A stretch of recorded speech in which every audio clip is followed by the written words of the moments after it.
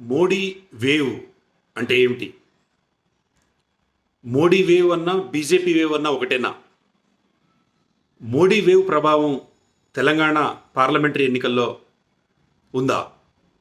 ఇలాంటి ప్రశ్నలన్నీ చూడాల్సిన సమయం ఇది. ఆ ప్రశ్నలకి సమాధానం వెతుక్కోవడమే ఈ పోస్టు ఉద్దేశం. వారణాసిలో ప్రధానమంత్రి మోడీ నామినేషన్ వేసినప్పుడు ప్రజలు ఒక రకమైన ఉన్మాదంతో హారతులు ఇవ్వటం, పూలు చల్లటం, మోడీ మోడీ మోడీ అని అరవటం చూసే ఉంటాం. అట్లనే ఆయన బహిరంగ సభలు జరిగిన ప్రతి చోట మోడీ మోడీ మోడీ అని జనం అరుస్తూ ఒక రకమైన భావోద్వేగంతో ఉండటం చూసుంటాం. మోడీ వేవ్ అంటే ఏంటి? నిజానికి ఈ ప్రశ్నకు సమాధానం కనుక్కోవడం కోసం నేను తెలంగాణలో పలు ప్రాంతాల్లో పర్యటించి ఈ మోడీ వేవ్ అనేది ఉందా లేదా అని అర్థం చేసుకోవడానికి ప్రయత్నం చేశాను. మోడీ వేవ్ అంటే ఈ భారతదేశానికి రక్షణగా నిలిచిన ఒక పెద్ద మహనీయుడులాగా ప్రజలు భావిస్తున్న వైనం. మోడీ వేవ్ అంటే ఈ దేశాన్ని కాపాడే ఏకైక వ్యక్తి, ఇప్పుడున్న వాళ్ళలో ఏకైక వ్యక్తి అని ప్రజల్లో గూడు కట్టుకున్న ఒక అభిప్రాయం. మోడీ వేవ్ అంటే సుదీర్ఘకాలం పాటు భారతదేశాన్ని పట్టి పీడిస్తున్న అనేక సమస్యలకు పరిష్కారం చూపే ఒక వ్యక్తి అన్న ఒక నిశ్చిత అభిప్రాయం. మోడీ వేవ్ అంటే ఎలాంటి బాంబు పేలుళ్ళు లేకుండా ఒక వర్గానికి, ఒక మతానికి చెందిన వాళ్ళని నిలువరించే ఒక పటిష్టమైన శక్తి అని అర్థం. ఇదేదో వినటానికి నేనేదో బీజేపీ కార్యకర్తలాగా అనిపించవచ్చు, కానీ ప్రజల్లో ఇవన్నీ అభిప్రాయాలు ఉన్నాయి. రామాలయం అయోధ్యలో నిర్మాణం జరిగిన తర్వాత, 370 అధికరణ రద్దయిన తర్వాత, ట్రిపుల్ తలాక్ లాంటివి రద్దయిన తర్వాత, కామన్ సివిల్ కోడ్ చేసి చూపిస్తామని అన్న తర్వాత ప్రజల్లో మోడీ పట్ల ఒక రకమైన భక్తిభావం నేను చూశా. మనకి ఇప్పుడు 2 రకాల రాజకీయ పక్షాలు రాజకీయం చేస్తున్నాయి. ఒకటి భారతీయ జనతా పార్టీ నేతృత్వంలోని ఎన్డీఏ, రెండోది కాంగ్రెస్ నేతృత్వంలోని ఇండి కూటమి. ఈ 2 కూడా చేస్తున్నవి నిజానికి మత రాజకీయాలే.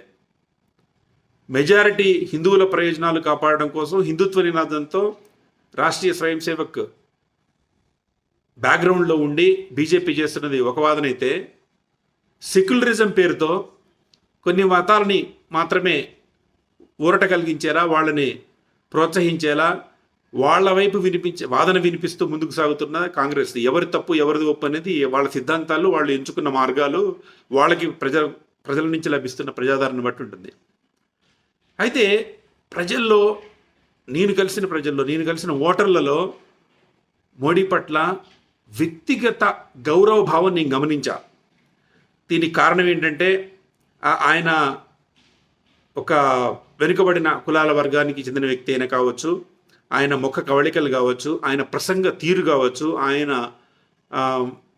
ప్రసంగాలలో స్పృశించే అంశాలు కావచ్చు, ఆయన మితభాషణ కావచ్చు, ఆయన ప్రవర్తన కావచ్చు, అది ఏదైనా కూడా మోడీ పట్ల వ్యక్తిగత భావన ఉంది. మోడీ భజన చేసే వాళ్ళందరూ కూడా నిజంగా బీజేపీ పార్టీ వాళ్ళని నాకు అనిపించట్లేదు. నేను కొన్ని గ్రామాల్లో తిరిగినప్పుడు నాకు అర్థమైంది ఏంటంటే, వాళ్ళు బీజేపీకి వాళ్ళకి ఎలాంటి సంబంధం లేదు, వాళ్ళు బీజేపీ కండవ కట్టమంటే కప్పుకోరు, కానీ మోడీని మాత్రం ఒక పెద్ద యుగ పురుషుడిలాగా, అవతార పురుషుడిలాగా భావిస్తున్నారు. ఎందుకు ఈ గుడ్డిగా ఆరాధిస్తున్నారు అని అంటే, ఎవరి కారణాలు వాళ్ళు చెప్తారు. యువకులకి ఆయన చెప్పినట్టు 2 లక్షలు 2 కోట్ల ఉద్యోగాలు అట్లా వచ్చినాయంటే అట్లేం లేవు. భారతదేశం సుసంపన్నంగా ఉన్నది, అసలు ఎలాంటి నిరుద్యోగ సమస్య లేదు, పెట్రోల్ డీజిల్ ధరలన్నీ కంట్రోల్లో ఉన్నాయి అని అంటే అదేం లేదు. రైతులకు సమస్యలు లేకుండా ఉన్నాయంటే ఏం లేవు. అయినా కూడా మోడీ పట్ల ప్రేమ ఉంది. దీనికి కారణం ఏంటంటే, మోడీ గారిలాగా ఆయనకు ప్రత్యామ్నాయంగా నిలిచే నాయకులు లేకపోవటం ఒకటే కాదు, ఆయన భారతదేశం గురించి ప్రపంచవ్యాప్తంగా ఆయన తీసుకొచ్చిన గౌరవ ప్రతిష్టలు నాకు అనిపించింది. చాలామంది నేను కలిసిన వాళ్ళు ఏమంటున్నారంటే భారతదేశ సరిహద్దుల్లో పాకిస్తాన్ని ఇటు చైనాని అటు అమెరికాని నిలువరించిన నాయకుడని చిన్న స్థాయిలో వాళ్ళు చెప్తున్నారు. అది వాళ్ళకి పెద్ద ఊరటనిస్తుంది. పాకిస్తాన్ని కంట్రోల్ చేయడం అనేది మతానికి సంబంధం లేకుండా కూడా వాళ్ళు అదొక పెద్ద గొప్ప విషయంగా భావిస్తున్నారు. ఉద్యోగాలు లేకపోయినా పర్లేదు, మన పరిస్థితి ఎట్లున్నా పర్లేదు, బోర్డర్స్ బాగుండాలని వాళ్ళు చాలామంది నేను చూశాను. మోడీ గారు లాగా ప్రసంగాలు చేసేవాళ్ళు లేకపోవటం, మోడీకి ప్రత్యామ్నాయ నాయకుడు ఈయన అని ఇండి కూటమి స్పష్టంగా చెప్పకపోవటం కూడా మోడీ ప్రాభవాన్ని ఇంకా పెంచుతుంది. అయితే మోడీ బీజేపీ ఒకటి మాత్రం, మోడీ ప్రభావం బీజేపీ ప్రభావం రెండు ఒకటిగా లేవు.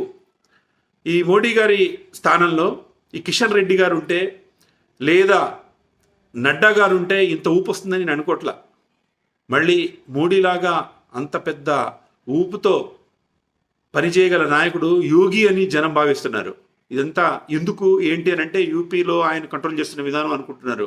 ఇవన్నీ వాస్తవాలు. ఇది ఒక రాజకీయ సిద్ధాంతానికి అనుగుణంగా నేను మాట్లాడుతున్న మాటలు కాదు. అందుకే మోడీ వేవ్ వేరు, బీజేపీ మోడీ వేరువేరు ప్రజల దృష్టిలో అట్లుంది. ఇంకొక విషయం ఏంటంటే తెలంగాణలో మోడీ గారి ప్రభావం ఎంత అని విపరీతంగా ఉంది. ఈ పార్లమెంటరీ ఎన్నికల్లో నేను ఎక్కువ విస్తృతంగా పర్యటించింది కమ్యూనిస్టుల కంచుకోట, కాంగ్రెస్ అడ్డాగా భావిస్తున్న ఖమ్మం జిల్లాలో. మా సొంత జిల్లాలో చాలా మండలాల్లో నేను తిరిగి చూస్తే ముఖ్యంగా యువకులు మోడీ కోసం బీజేపీ వాళ్ళు అడగకపోయినా కూడా వాళ్ళందరూ వాళ్ళు ప్రచారం చేస్తున్నారు. యువతకి అద్భుతమైన అవకాశాలు వచ్చినాయా, అందరికీ ఉద్యోగాలు వస్తున్నాయా, ఏదైనా జీవన భృతి వస్తుందా అంటే అలాంటివి ఏం లేవు. కానీ మోడీ గారిలో ఏదో చూస్తున్నారు వాళ్ళు. ఆ వేవ్ చాలా అద్భుతంగా ఉంది. ఇంకొకటి ఆశ్చర్యకరంగా గిరిజన తండాలలో, ముఖ్యంగా లంబాడాలు ఎక్కువ ఉన్న తండాలలో మోడీ గారి ప్రభావం ఉంది. ఎందుకంటే రామాలయాన్ని నిర్మించిన యోధుడిగా ఆయన చూస్తున్నారు. ఇంకా కొన్ని కులాలలో మోడీ గారు రామాలయం కట్టిన మహానుభావుడు, 550 ఏళ్ళు 600 ఏళ్ళ ఒక కళని నిజం చేసిన మనిషిగా చూస్తున్నారు. ఇదంతా విచిత్రం. ఇది ఎన్ని రోజులు ఉంటుంది, మోడీ పట్ల ఎంత ప్రేమ ఉంటుంది అనేది తర్వాత సంగతి. కానీ మోడీ వేవ్ మాత్రం భయంకరంగా ఉంటుంది. ఈ మోడీ ఒక రకమైన ఒక ప్రజలందరి మనసుని ఒక సమూహం మనసుల్ని చూరగొనటం వెనుక ఈ కాంగ్రెస్ నాయకుల పిచ్చితనం కూడా ఉంది. ఆయన చేసిన మంచి పనులతో పాటు, ఆయనకున్న ఆలోచన ధోరణితో పాటు, ఆయన తెచ్చుకున్న పేరు ప్రతిష్టలతో పాటు. అదేంటంటే ఫర్ ఎగ్జాంపుల్ మన ముఖ్యమంత్రి రేవంత్ రెడ్డి గారు ఒక 2 అంశాల్లో మోడీ గారిని డిఫేమ్ చేయాలని చూశారు. ఒకటి, ఆయన చేసింది ఏమీ లేదు అని చెప్పడానికి ఒక గాడిద గుడ్డు అని చెప్పి ఒక గాడిద గుడ్డు బొమ్మను పట్టుకొని 2 అభ్యర్థులను పక్కన నిలబెట్టి ఒక తెలివి తక్కువ చర్యకి ఆయన పాల్పడ్డారు. అది చాలామంది కోపం తెప్పించింది. మన దేశం కోసం ఇంత చేస్తుంటే ఎన్నో అవమానాలు ఎదుర్కొంటున్న వ్యక్తిని రేవంత్ రెడ్డి ఇట్లా అంటున్నాడు అన్న అభిప్రాయం జనంలో ఉంది. ఆ గాడిద గుడ్డు బొమ్మలాగా పెట్టడం అనేది ఒక ఫూలిష్ లాగా చాలామంది చూశారు. అట్లనే బీసీ ఎస్సీ ఎస్టీలు రిజర్వేషన్లు తీసేస్తారని ఆయన ప్రచారాన్ని చేశాడు. అది అప్పటిదాకా ఉన్న రామాలయం కట్టించిన బీజేపీకి అనుకూలంగా వస్తున్న ఒక ప్రవాహాన్ని మాత్రం, ఒక ప్రచార ప్రవాహాన్ని మాత్రం ఆయన ఆపగలిగాడు. కానీ ఎంత ఉధృతంగా ఆ ప్రచారాన్ని ఆయన ఆపగలిగారో అంత అపవాదం కూడా ఆయన మూటగట్టుకున్నారు. ఏంటి పిచ్చి పిచ్చి మాట్లాడుతున్నాడు ఈయన, భారతదేశంలో అది సాధ్యమేనా అని. మోడీ గారి క్యాంపు కూడా దాన్ని గట్టిగా తిప్పికొట్టగలిగింది. మోడీ గారిలో ఒక రకమైన బలం నాకు కనిపిస్తుంది.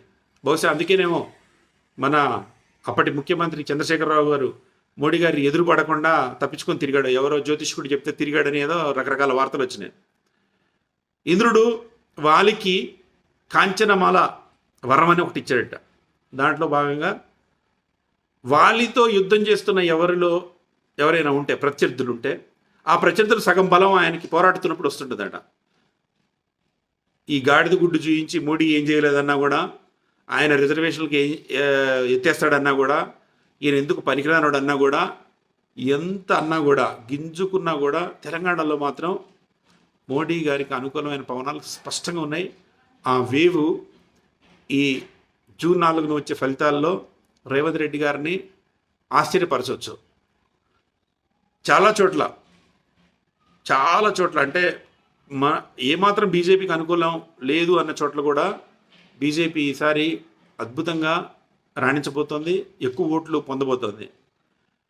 ఇదంతా కూడా నిలువరించాలంటే ఏం చేయాలి అన్నదానికి కాంగ్రెస్ దగ్గర సమాధానం లేదు. ఎందుకు లేదంటే వాళ్ళు మా ప్రధానమంత్రి అభ్యర్థి ఈయన రాహుల్ గాంధీ గారు అని గట్టిగా ఎక్కడ చెప్పలేకపోయారు. అసలు మోడీ గారి ఊపుని ఆపటానికి కావాల్సిన మాటలు చెప్పకుండా ఏవేవో చెబుతున్నారు, ఏవేవో అబద్ధాలు సృష్టిస్తున్నారు, దానివల్ల కూడా దెబ్బతింటున్నారు. కాబట్టి నాకు అర్థమైనంత వరకు ఉత్తర భారతదేశంలో మోడీ ప్రాభవం తగ్గుతోంది అనే మాట వినిపిస్తోంది. అది ఎంతవరకు నిజమో నాకు తెలియదు, పోతే కానీ స్టడీ చేస్తే కానీ తెలియదు. అది ఎట్లున్నా కూడా తెలంగాణలో మాత్రం మోడీ వేవ్ ఉంది, బీజేపీ వేవ్ కాదు, మోడీ వేవ్ ఉంది. అట్లనే ఇక్కడ ఇట్లా మోడీ వేవ్ ఉండే ఆంధ్రప్రదేశ్లో ఎందుకు లేదు, పొరుగునే ఉన్న ఆంధ్రప్రదేశ్లో ఎందుకు లేదంటే దానికి కారణాలు వేరు.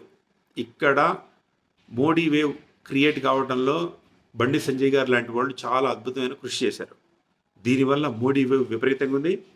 వచ్చే పార్లమెంటరీ ఎన్నికల్లో, ఇప్పుడు జరిగిన పార్లమెంటరీ ఎన్నికల్లో ఈ వచ్చే ఫలితాల్లో ఖచ్చితంగా దాని ప్రభావం ఉంటుందని ఒక నిష్పాక్షిక విశ్లేషకుడిగా నాకు అనిపిస్తుంది.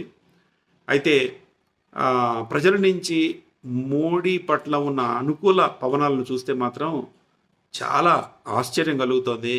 ఇది ఎలాంటి ఫలితాలని ఇస్తుంది, ఇది ఏ రకంగా రేవంత్ రెడ్డి గారికి షాక్ ఇస్తుంది అన్న ప్రశ్నలకు సమాధానం కోసం మనం జూన్ 4 మధ్యాహ్నం దాకా వేచి చూడాలి.